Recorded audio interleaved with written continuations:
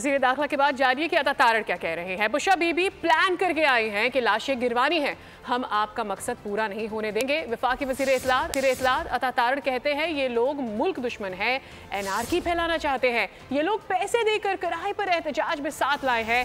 रियासत बहुत सब्र कर रही है, हिम्मत है तो फ्रंट पर आए।